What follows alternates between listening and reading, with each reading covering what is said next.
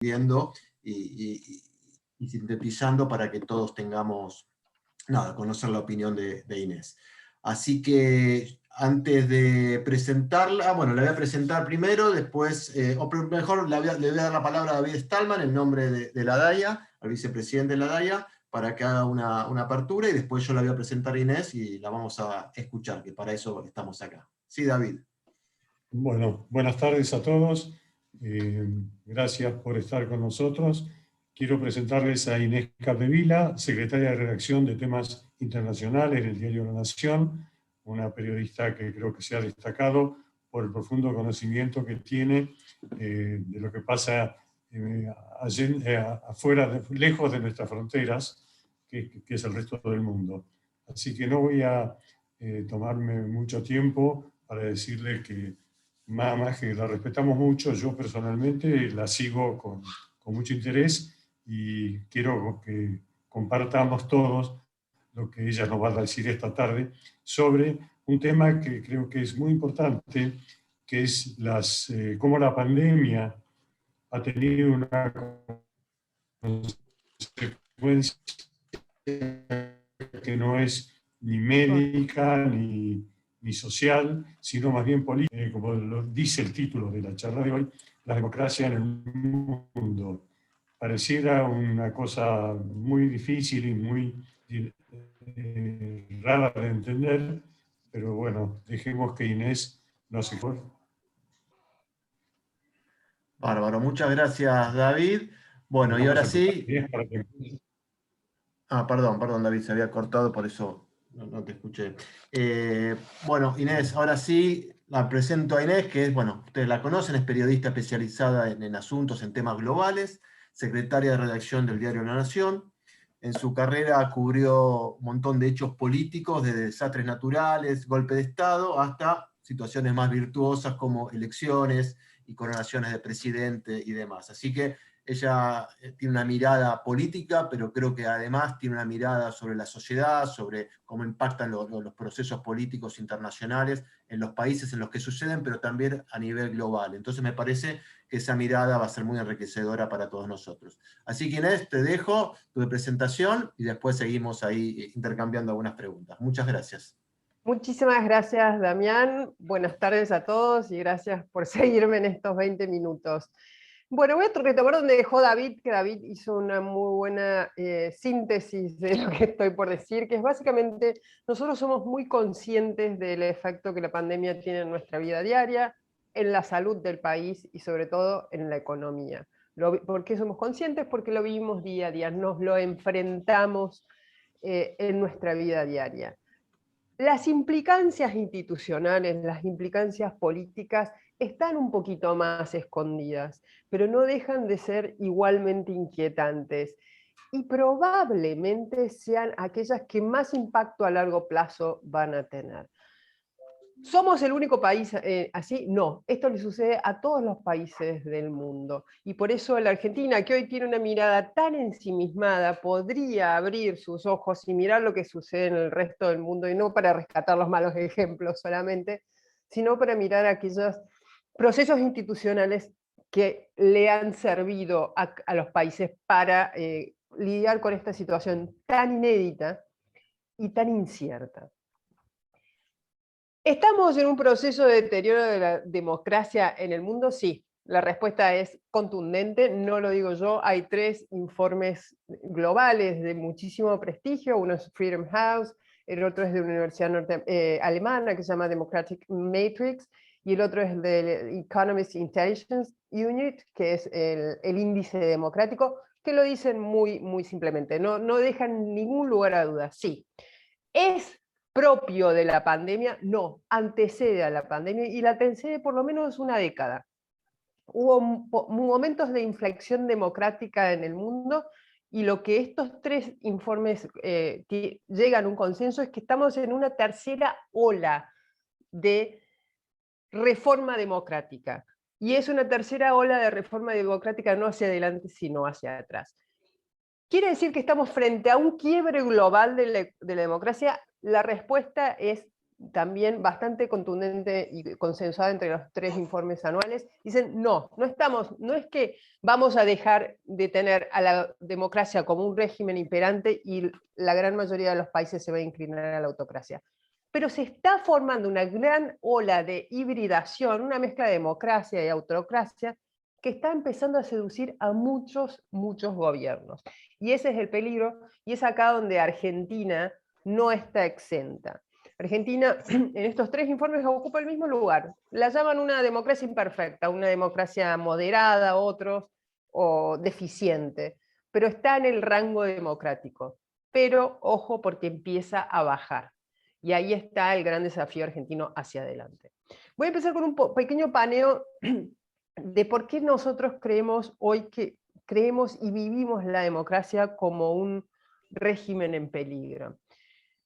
Lo vemos, hay 2 iconos de la democracia o de la antidemocracia que hoy le sirven al mundo en términos globales. Después voy a bajar a la Argentina para mostrarnos que la democracia está temblando.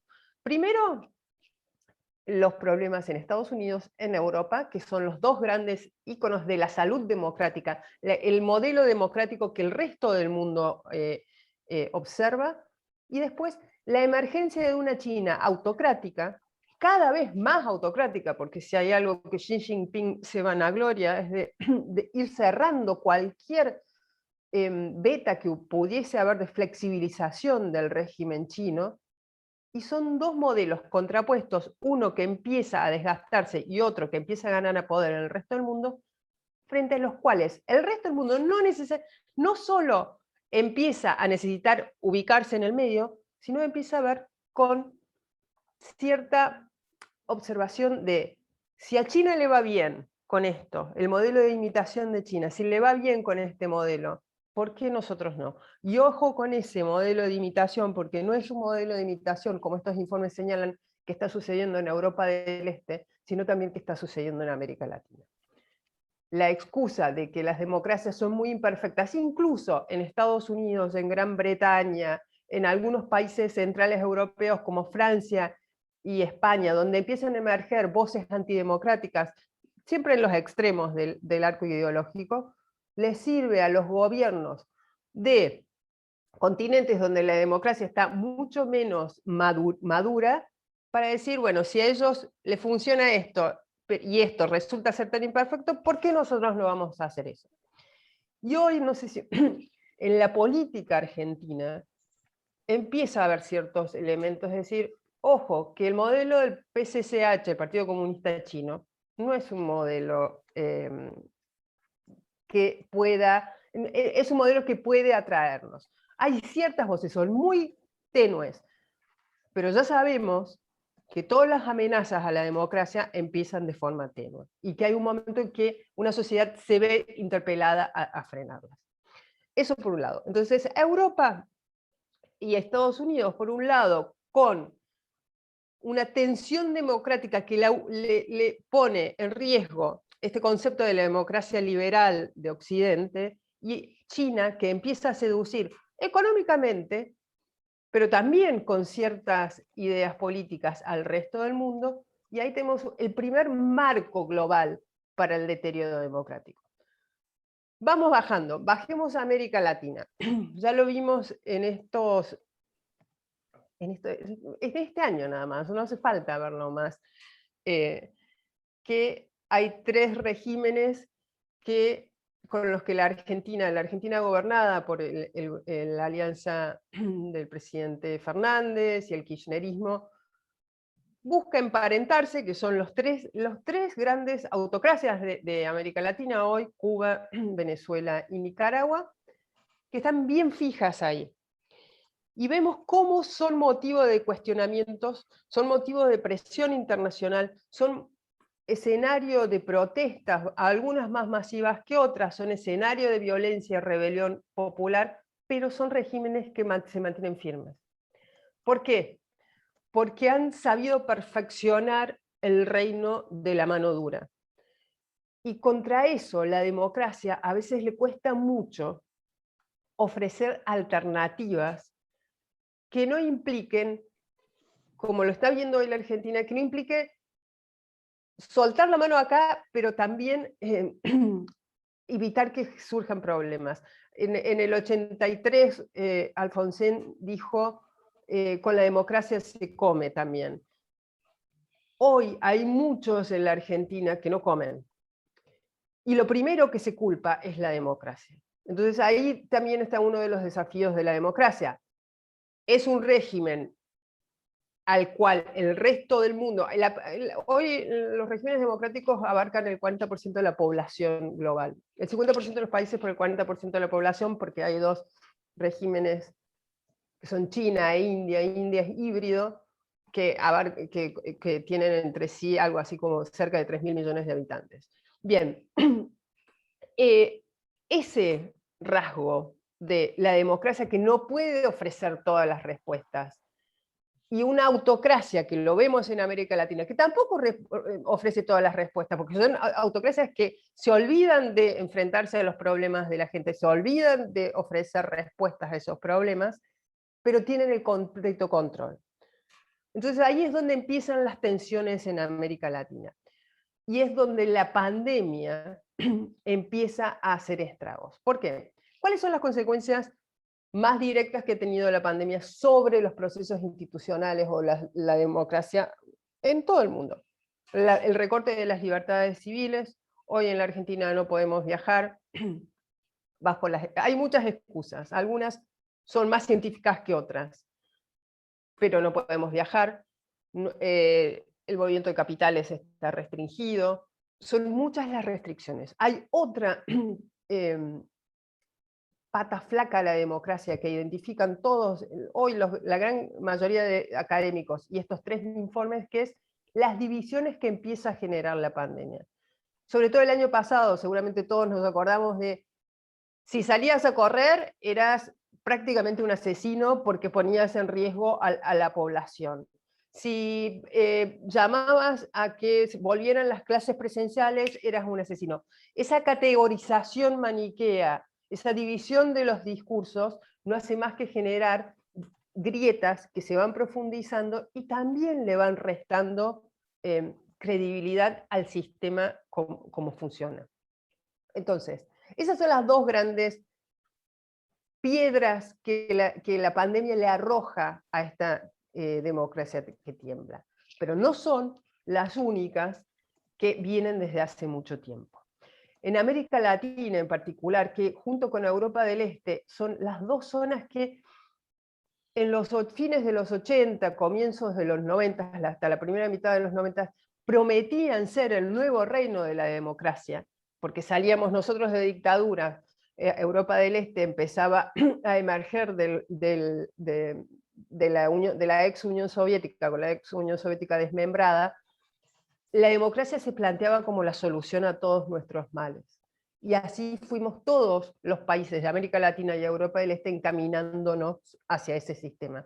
Bien, ese sistema, hoy, entrada a la segunda década del siglo XX, no nos ha mostrado todas las respuestas.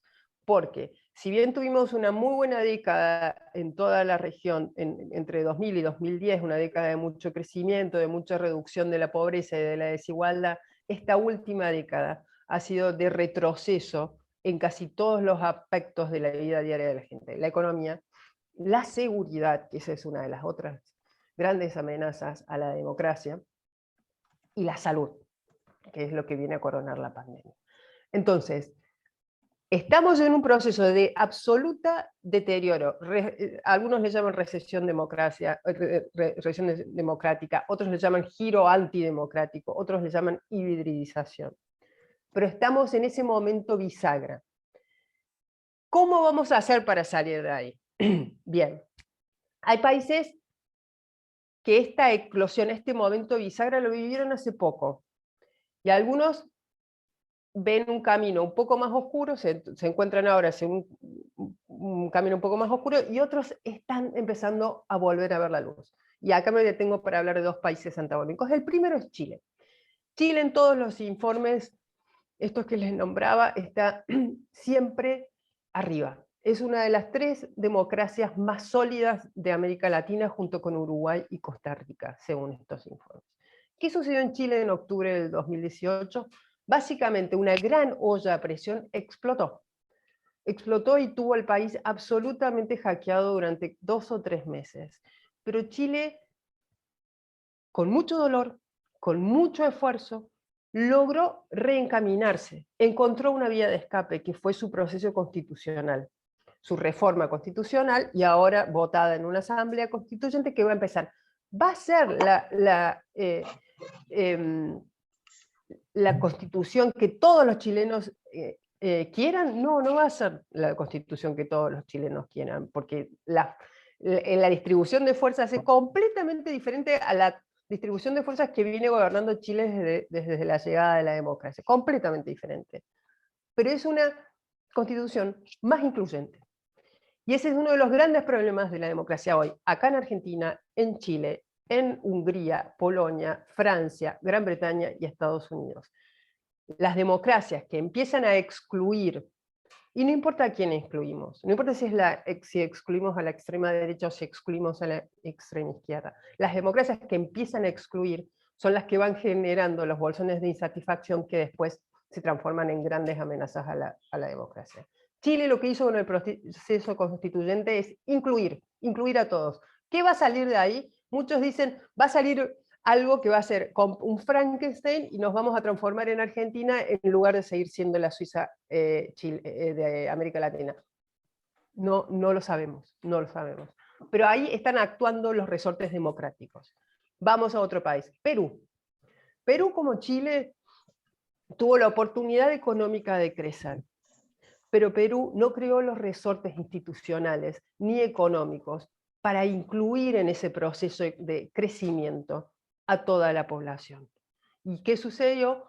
Hoy están en un momento también bisagra, y bisagra de una enorme incertidumbre, no de la incertidumbre chilena, sino de una enorme incertidumbre, con un presidente que es un completo outsider, que apenas conoce el funcionamiento del Estado y llega con ideas que asustan a probablemente la gran mayoría de los peruanos, y ni hablar del resto de la región. Entonces, cuando no están los resortes, las vías de escape, es muy difícil mantener la calidad democrática. Una vez que empieza a caer la calidad democrática, ahí es donde empezamos todos a resbalarlos hacia otros regímenes. Esos resortes en la Argentina existen, y acá voy a la Argentina.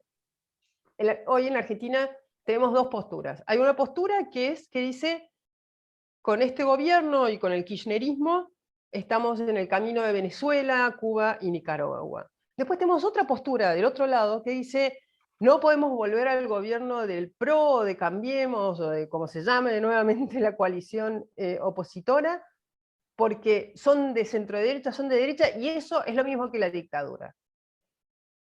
Evidentemente, esos discursos no ayudan a entender que la Argentina, a pesar de todos nuestros males, y esta es la parte buena, después viene la parte mala, a pesar de todos nuestros males, logró mantenerse más o menos calma en medio de la enorme convulsión regional. Más o menos calma, y no perdamos de vista, desde el 83 tenemos un régimen democrático. ¿Responde a todas las necesidades de los argentinos? No. ¿Acrecentó problemas de los argentinos? Sí. Pero hasta ahora la base, la libertad, la capacidad de elegir en elecciones libres y transparentes está. ¿La división de los poderes empieza a desdibujarse? Sí. Pero tenemos los resortes institucionales para detenerla. ¿Son los resortes institucionales que Estados Unidos tuvo para decirle a Trump, tu visión anticonstitucional no tiene futuro? No, no son esos, pero los tenemos. ¿Cómo hacemos para rescatarlos? Bien, y ahí vamos. ¿Es esa la única problema de la democracia en la Argentina hoy? El avance sobre el republicanismo, el odio al otro, el recorte de las libertades, no son las únicas amenazas. Hay para mí otras tres que son mucho más profundas, pero son excluyentemente necesarias de ser respondidas lo antes posible, porque ahí es donde está el problema. Son la pobreza, con una pobreza del casi del 50%, no hay ningún país que pueda mantener una democracia saludable que responda a los problemas de todos, la seguridad, y acá vemos un tema que sí está sucediendo en América Latina, que en Argentina no le prestamos la suficiente atención, pero incipientemente se nota y crece, y mucho, sobre todo en Rosario, que es los paraestados. Hay lugares liberados de la presencia del Estado que están absolutamente regulados por bandas. Eso sucede en México, sucede en Haití, sucede en Nicaragua, sucede en Venezuela, sobre todo cada vez más, y en Argentina tenemos ese espacio que es Rosario, donde está empezando a suceder, y no le prestamos atención.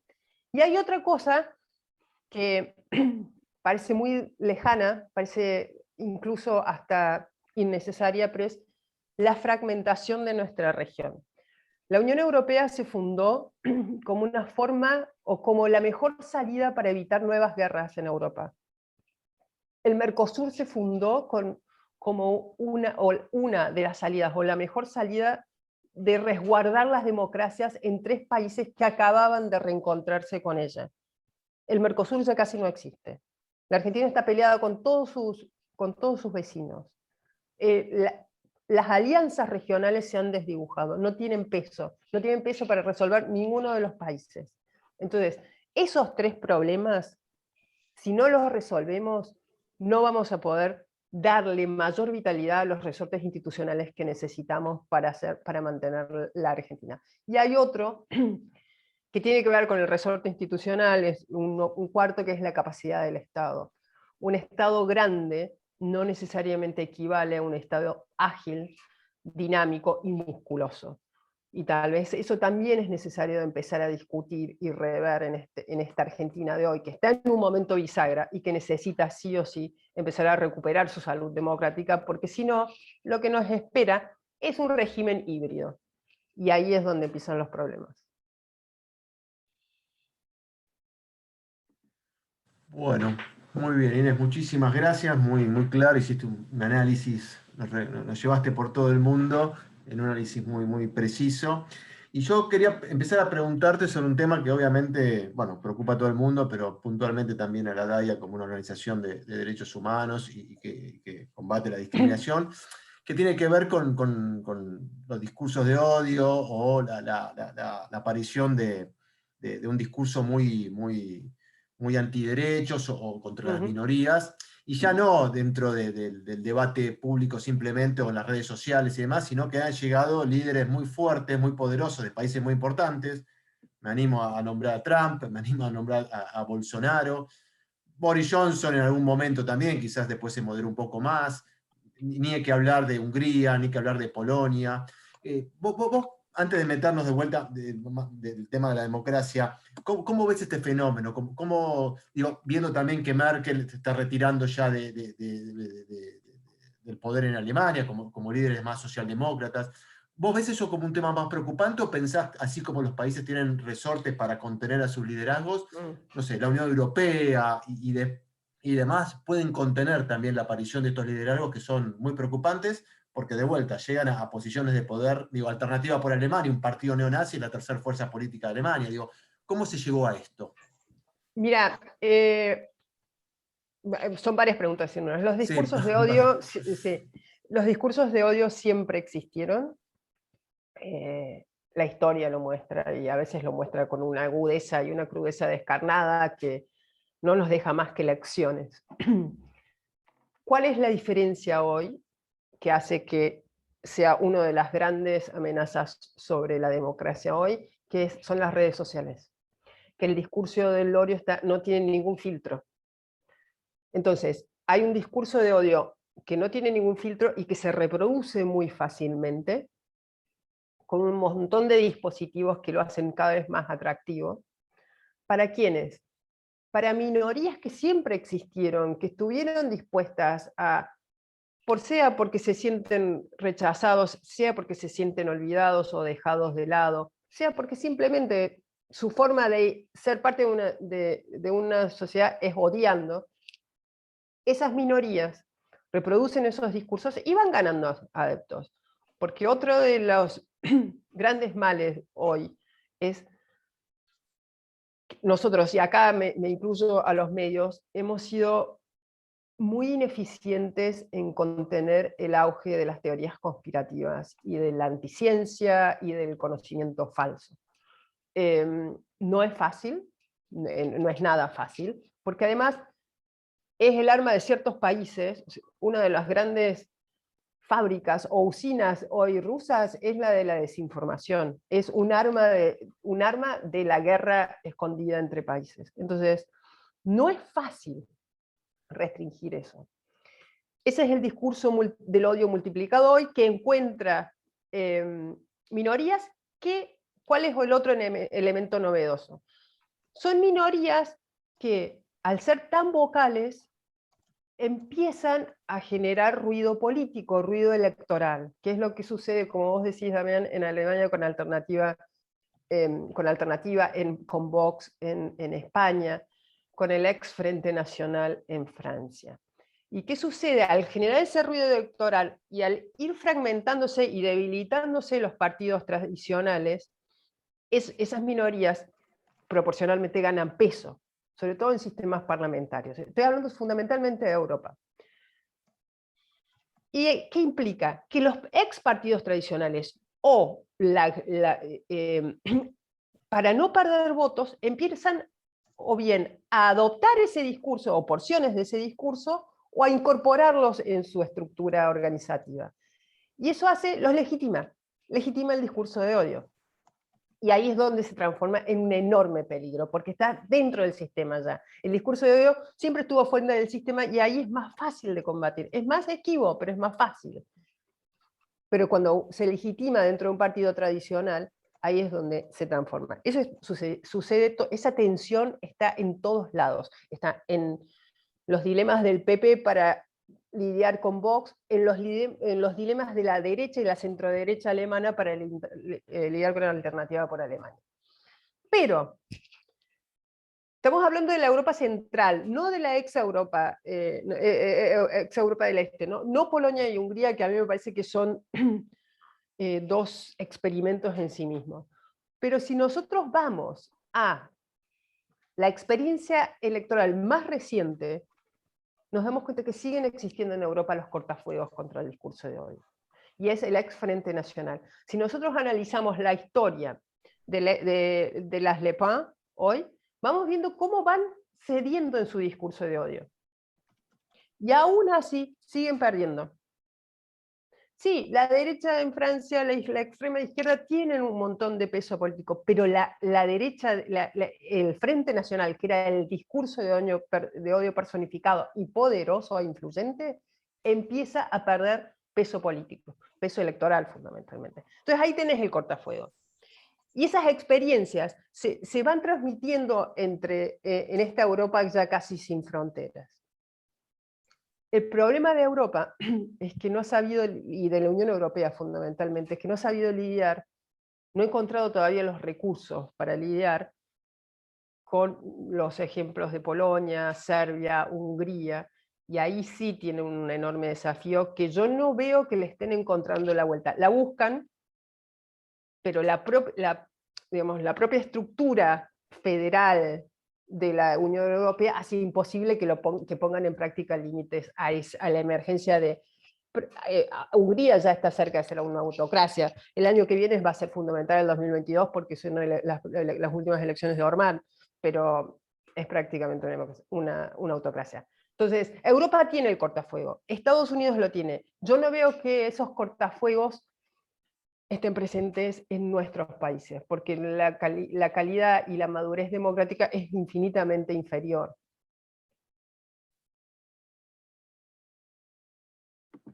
Gracias, Inés. Y vos ahí nombraste, bueno, obviamente en Europa, y lo que sorprendió mucho al mundo, a gran parte del mundo, fue la experiencia Trump, ¿no? Cómo llegó Trump al poder, cómo gobernó, también que perdió. La pregunta que te traslado, que te hago es, Trump, la experiencia Trump fue, entre comillas, ¿no?, un accidente, o pensás que el trumpismo se instaló en Estados Unidos y bueno, esa tensión entre, no sé, los grupos más de extrema derecha, con los grupos más de extrema izquierda, que están obviamente con más fuerza también en este gobierno de Biden, están presionando dentro de los demócratas. Eso se quedó y Trump, o el trumpismo tiene vida y puede jugar un rol fuerte en la política de Estados Unidos. No, yo no creo que sea... Trump es el producto de algo, no es un candidato accidental que por varios factores que confluyeron en la última mitad de 2016 fue electo presidente, no, es el producto de un proceso de transformación y de olvidos en Estados Unidos. Sí creo que es un fenómeno transitorio, por una cuestión, por una fórmula demográfica que a largo plazo vemos. Trump gobernó entre 2016 y 2020, 2020 fue la bisagra, salió, pero sigue teniendo las manijas del Partido Republicano de forma casi reverencial, lo siguen tratando. No tiene el altavoz de las redes sociales, y ahí está el tema de cómo regular las redes sociales, ¿no? Que es un enorme dilema, porque censurar a una persona de la forma en que las redes sociales censuraron a Trump también abre otro debate que hace a la esencia de la democracia, que es la libertad de expresión. Pero sí creo que Trump fue la emergencia de un montón de factores de insatisfacción de los norteamericanos. El otro día leía una encuesta de Pew, el centro Pew, que decía que el 48% de los norteamericanos, los baby boomers, es decir, entre 60 y 80, creen que Estados Unidos no tiene que ser un país más inclusivo, ni más abierto a la diversidad. Ahora bien, ese porcentaje, cuando hablan de los millennials, baja por debajo del 30%. Hay una cuestión generacional. Este Estados Unidos más abierto, más diverso, que incorpora la migración de todo el mundo, que además genera un intercambio permanente con el resto del mundo, porque su economía es tan dinámica y necesita tanto de la economía, por las cadenas de valor, ¿no? Necesita tanto de las economías del resto del mundo, que va generando cierta insatisfacción en estos sectores. Hay también en ellos un déficit de atención, se sienten olvidados, un déficit de reconocimiento. Y ese déficit es muy difícil para una clase política. Encontrar la respuesta a ese déficit de forma racional y democrática es muy difícil. Y lo que hizo Trump es leer esa carencia y hablarles como hablan hoy los grandes líderes populistas, que es directo a las emociones, sin respuestas. Directo a las emociones, aplicando el discurso de odio, el nativismo, el nacionalismo, y también frases muy maniqueas, ¿no? Eso también lo aporta, es uno de los grandes aportes de las redes sociales, las frases cortas y de verdades evidentes o aparentes. Y él utilizó muy bien eso. Eso sí es él. Esta persona que es capaz de leer un estado de la sociedad, de una porción de la sociedad, y vocalizarlo, verbalizarlo, ser el vehículo de eso. Un gran oportunista, porque él nunca compartió las ideas supuestamente de este grupo. Pero lo supo leer, lo aprovechó y se transformó en presidente. Y después el Partido Republicano, y acá es donde yo creo que los partidos tienen que empezar también a sacar lecciones de lo que sucedió con el Partido Republicano, se subió al vagón de Trump, porque le sirvió, porque encontró que esa minoría tenía un altavoz tan grande, que era Trump, que también empezaba a permear a otros sectores de la sociedad. Y las elecciones de 2020 no fueron malas. Trump sacó 10 millones más de votos, también los demócratas, ¿no? Más. Pero 10 millones más de votantes para los republicanos, o sea, se arrodillan ante Trump. ¿Es de largo aliento esa nueva coalición electoral republicana? No, porque hay una base demográfica mucho más diversa que empieza a emerger. Ahora bien, esa base demográfica va a ser necesariamente, por ser diversa y de diferentes nacionalidades o de diferentes orígenes, va a responder a los ideales más progresistas de los demócratas, no necesariamente, y acá es donde entra el factor determinante, que es la democracia tiene que responder a los problemas de la gente. Y si la democracia no responde a la pobreza, no responde al desempleo, no responde a la necesidad de garantizar la educación a tus hijos, de garantizarle un futuro, entonces ahí, o sea, te vas a ir con el que te diga, bueno, yo tengo la respuesta fácil, y la respuesta fácil es esta. También hay un déficit de discurso en la democracia de decir, hoy los problemas son tan complejos que no se pueden resolver en un tuit. Pero bueno, es muy difícil ganarle un tuit. Gracias, Inés. Sí, claramente el fenómeno, bueno, o Trump lo expresó de esa manera muy fuerte, ha repercutido a nivel global. Y acá te traslado una pregunta de uno de los participantes, de David Schneiderhaus, que pregunta algo más, quizás más profundo, ¿no?, de análisis, y tiene que ver con la Argentina y el posicionamiento de Argentina en este mundo.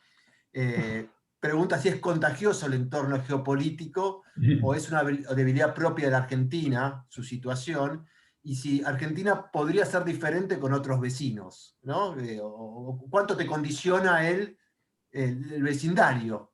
Así que te traslado la pregunta de David. Yo creo que el escenario geopolítico es contagioso, y eso es un poco lo que marcan los académicos, que están muy preocupados con el tema del surgimiento, del fortalecimiento de las autocracias. Es contagioso porque China emerge como, no sé si contagioso, pero hay un modelo que es China, y China fue el único país, bueno, no fue el único, pero fue uno de los 4 o 5 países que crecieron el año pasado. Hoy China tiene, según dicen ellos, supuestamente controlada la pandemia. Vacunaron prácticamente, aplicaron 1.000 millones de dosis en 4 o 5 meses. Entonces, eso suena atractivo para un político de una democracia tembleque como las nuestras. Entonces, hay algo contagioso en el escenario geopolítico, pero no es solo de China. O sea, Estados Unidos, el gran siglo americano, el siglo XX, fue no solo por la potencia inconmensurable de Estados Unidos, un país que llegó a tener el 50% del PBI mundial a mediados del siglo pasado, sino porque salió a venderle sus valores. Entonces, hay algo de contagioso en el escenario geopolítico. La Argentina no aprende los buenos valores igualmente. Los vecinos. Es que tenemos vecinos muy diferentes. O sea, Brasil y Chile y Uruguay son todos muy diferentes, y cada uno ha mantenido su idiosincrasia. Hoy yo nos veo más fragmentados que nunca. Yo no sé si Argentina, si nosotros hubiésemos estado en Europa, seríamos diferentes, y probablemente si fuésemos parte de la Unión Europea, seguro. El otro día veía un tuit de Andrés Malamud, el politólogo, que decía: España es hoy lo que es España, una España de muchísimo nivel de desarrollo democrático, desarrollo económico, desarrollo social, solo porque está en Europa. Probablemente, pero lamentablemente estamos acá. Ahora, ¿tenemos buenos ejemplos en la región? Sí, tenemos buenos ejemplos en la región. A diferencia de África y del sudeste asiático, América Latina tiene 3 países entre los 30, 35 países de democracias firmes del mundo. Entonces, hay ejemplos en la región. Eso por un lado. La Argentina también tiene sus virtudes democráticas, y recién las describí, y yo, o sea, no me canso de decir que nosotros hemos aprendido eso. Tenemos 50% de pobreza, pero por lo menos hemos llegado a poder contener nuestras tensiones democráticas. El tema es el futuro. ¿Qué país queremos? ¿Queremos un híbrido? ¿Qué está dispuesta la sociedad a hacer para evitar caer en ese híbrido y seguir manteniendo nuestro estatus democrático? Porque acá también las democracias no son solo los gobiernos, no son solo los estados. Está la respuesta de la cohesión social, está la confianza de una sociedad en sus instituciones, está la capacidad de diálogo de una sociedad. La sociedad es un actor clave de una democracia, y a veces nosotros eso nos lo olvidamos. Hay vecinos que eso lo tienen más claro que nosotros. La movilización permanente nuestra a veces nos confundimos eso con participación democrática, y no necesariamente es lo mismo. Bárbara, Inés, ya que te tenemos acá en Argentina, y antes de, ya te aviso, llevarte un poco a Medio Oriente, que te quería plantear algunas preguntas acá, los participantes de este Zoom. Te quería preguntar sobre la política exterior argentina, tu visión. Ya sé que es difícil, ¿no? Pero digo, quizás de los últimos, para irnos muy lejos, de los últimos 6, 8 años, o del gobierno anterior y este, para tener el contraste. ¿Cuál ves vos que es el principal déficit en general de la Argentina en su política exterior? Y si querés vos particularizar en alguno u otro gobierno, pero digo, ¿cuál crees vos que es el principal problema de por qué no hay una política exterior de Estado, si se quiere, ¿no? Quizás la redundancia, ¿no? Mirá, convergen un montón de respuestas ahí. La primera, te voy a decir la de hoy, es que yo creo que hoy no tenés a alguien que esté pensando en si que la Argentina tiene que relacionarse con el mundo. No, ni el canciller, ni nadie en Cancillería, nadie. Y la pandemia mostró que no se puede vivir sin el mundo, ni para bien ni para mal. Pero en la Argentina hoy eso no se plantea. Ahora, eso es el resultado de la mala elección del canciller, un gobierno que es muy improvisado, seguro, pero también es el resultado de 40 años de ausencia de una política exterior seria. Y una política exterior seria se construye en base, primero, a definir tus intereses en función de tus valores, en función de tu sistema productivo, en función de las necesidades de tu sociedad. Intereses por un lado, la construcción de una clase diplomática, que, o sea, no me quiero meter con los diplomáticos argentinos, pero ha sido muy volátil. El establecimiento y el respeto de esa clase diplomática, no la politización de nuestra política exterior a través de sus representantes. Hay un montón de respuestas. Y lo otro que hay, yo creo que ningún gobierno ha entendido, tal vez un poquito el gobierno de Macri, primero, ha entendido que necesitamos el mundo, y segundo, ha entendido al mundo. Vos ves las marchas y contramarchas, que en realidad es un paso en falso tras otro de este gobierno, y básicamente decís, o sea, no saben lo que pasa en ningún lado. No podemos tener un presidente que le preguntan qué piensa de lo que pasa en Cuba y te diga, no sé lo que pasa en Cuba. No importa que tengas una cercanía ideológica, no importa. Tenés una cancillería, tenés un embajador en Cuba, me vas a decir que no sabes lo que pasa en Cuba, pero el tema es que tenemos una sociedad que eso lo admite. Entonces... Bueno, claro, ahí volvemos con los gobiernos en Sí, cuanto los representan a gobiernos, las sí. sociedades, ¿no? Digo. Y también la Argentina, que tiene que saber, o sea, creo que como país no sabemos qué queremos, no sabemos a dónde vamos, cuáles son nuestros intereses. O sea, está claro que hoy nuestro mayor interés es sacar a 47% de la Argentina de la pobreza. ¿Cómo lo vamos a hacer? ¿Cómo vamos a relacionarnos con el mundo en función de eso? Esas preguntas son básicas, pero no parecen ser tan básicas porque nadie se lo hace. Es así.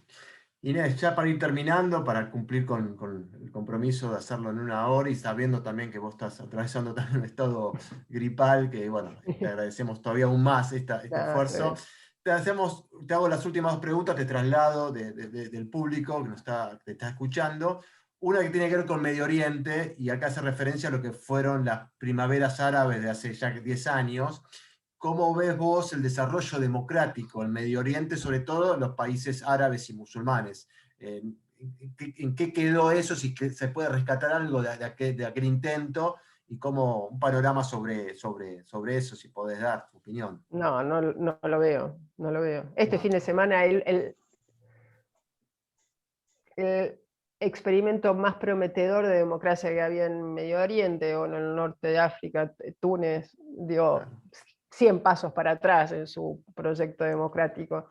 Donde no lo empezó la veo. primavera árabe, claro. La democracia, la primavera árabe fue una enorme ocasión para el mundo, no solo para el mundo árabe, para el mundo en general, de elegir el camino de la democracia. Dificilísimo, porque son países que no están acostumbrados a los regímenes democráticos, son sociedades que el diálogo, el respeto de la diferencia, no son tan valores tan diarios como en otros lados, pero fue una enorme ocasión y completamente desperdiciada. No hay un país que haya elegido esa senda. ¿Pensás que falló Occidente, los países centrales en no acompañar o no jugársela más en ese momento? Mira, yo creo que por lo general los principales responsables de que un país elija el camino de la autodestrucción es el propio país, la propia sociedad. Entonces, cada uno de esos países, desde Libia hasta Bahrein, todos entran ahí. Entonces, esos son los responsables. Siria, fundamentalmente.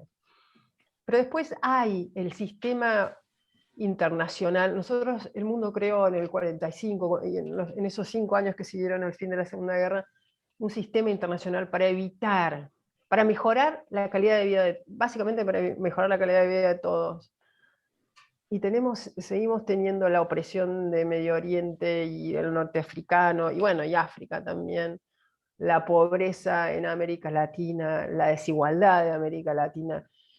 Y pasaron muchos años y el sistema internacional parece no haber aprendido tampoco. Bueno, gracias Inés. Y te hago una pregunta. Vos hablaste de los medios de comunicación y la responsabilidad o el comportamiento, la actuación que tuvo o tiene durante esta pandemia. Acá ya preguntan algo más específico, Susana Shalom lo hace, sobre puntualmente, perdón, la otra pregunta había sido de Carlos de Minas, así que lo quiero nombrar también. Susana Shalom pregunta en la preservación y o la amenaza del futuro democrático en nuestro país. ¿Ya? Si bien no es un tema más global, digo, en este contexto de autocracias o tentaciones autoritarias, ¿cómo ves el rol de los medios en cuanto a la Argentina? ¿No? ¿Cómo está en este juego? Yo creo que los medios siguen siendo esenciales para la salud democrática de un país, completamente esenciales. Y su rol no ha sido disminuido por la emergencia y protagonismo de las redes sociales, sino todo lo contrario. Ha cobrado relevancia el rol de los medios de comunicación. ¿Por qué? Porque termina de ser el último recurso de la verificación de los datos. Las redes sociales, el 50% el 50% de lo que transita las redes sociales es mentira, el otro 50% son soundbites, o sea, frases una sola que pueden ser verdad, pero no explican la complejidad del mundo. Y entonces, ahí es donde entran los medios de comunicación. A veces podemos estar a la altura de esa responsabilidad, otras veces no. Y ahí se involucran un montón de problemas. El gran desafío que tenemos los medios de comunicación hoy, que es un poco el desafío de todo el sistema productivo, es adaptarnos a un ecosistema de consumo de contenidos, de noticias, muy diferente, mucho más complejo, que demanda muchos más recursos, pero nuestros recursos económicos cada vez son menores. Entonces, con menos, para estar a la altura de nuestro rol democrático, con menos tenemos que hacer más. Y a veces es muy difícil. Y ahí, Inés, y ahora sí, para terminar, se cruza también, ¿no? El rol o las políticas exteriores también, cómo juegan, o los países cómo juegan en las redes sociales. Se transformó también en un ámbito sí. de soft power o de completamente. presencia. Eso pensás que llegó para quedarse, ¿no? Digo, pensás que, completamente. que se juega ahí también esto.